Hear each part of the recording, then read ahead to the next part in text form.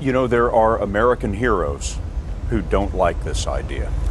Neil Armstrong, Gene Cernan have both testified against commercial spaceflight and the way that you're developing it, and I wonder what you think of that. I was very sad to see that, because those guys are,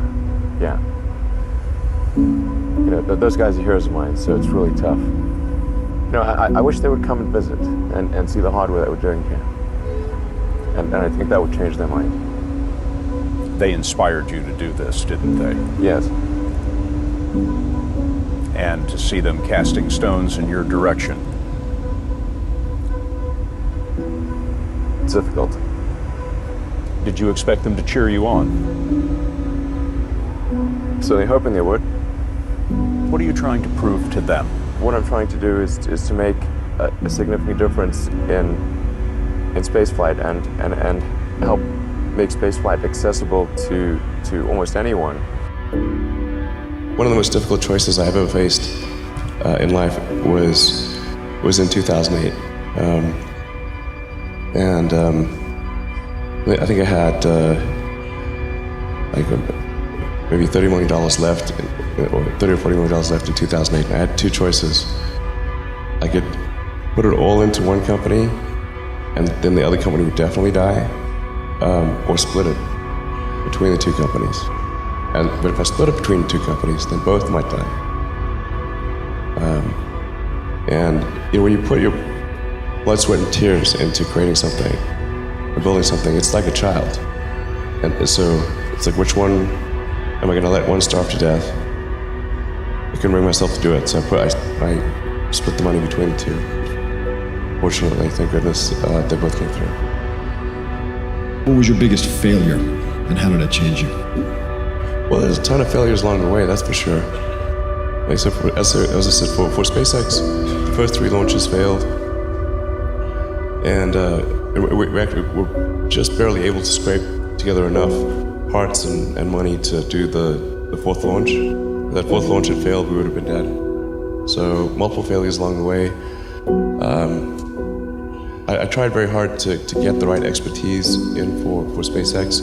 I tried hard to find a great chief engineer for the rocket, but the good chief engineers wouldn't join, and the bad ones, well, there was no point in hiring them. So I ended up being chief engineer of the rocket.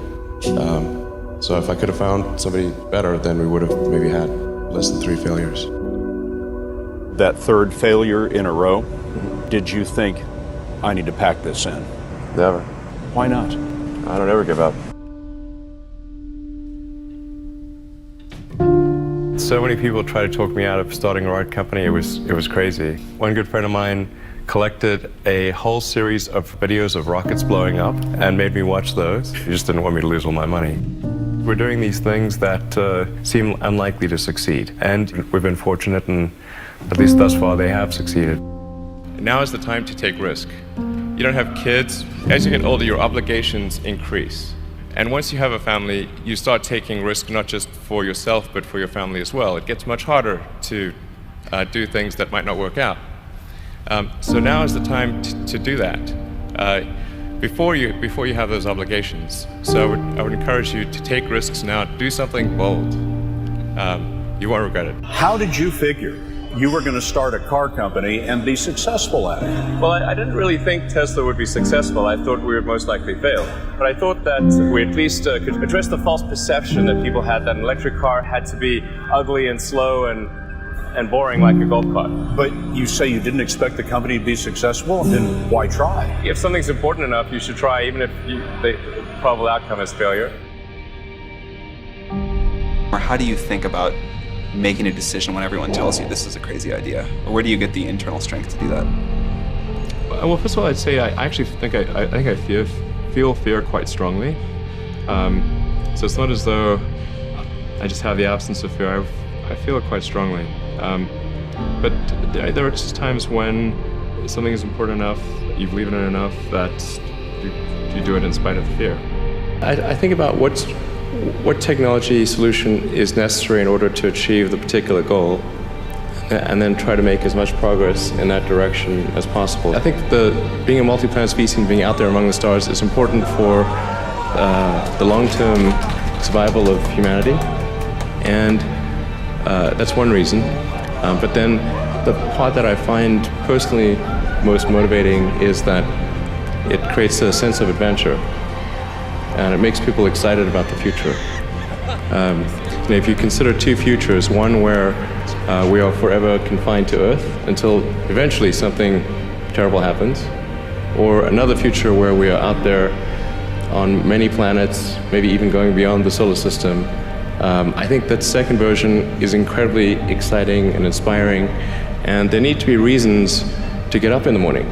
You know, life can't just be about solving problems. Otherwise, what's the point? There's got to be things that people find inspiring and make life worth living. When my brother and I were starting our first company, instead of getting an apartment, we just rented a small office and we slept on the couch. And we showered at the YMCA, and we're so hot up we had one computer, so the website was up during the day, and I was coding at night, 7 days a week, all the time. And I sort of briefly had a girlfriend in that period, and in order to be with me, she had to sleep in the office. So work hard, like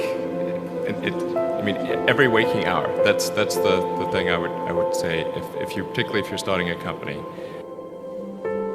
Whatever area that you get into, given that even if you're the best, there's always a chance of failure. So I think it's important that you really like whatever you're doing. If you don't like it, life is too short. If you like what you're doing, you think about it even when you're not working. I mean, it's something that your mind is drawn to, and if you don't like it, you just really can't make it work, I think.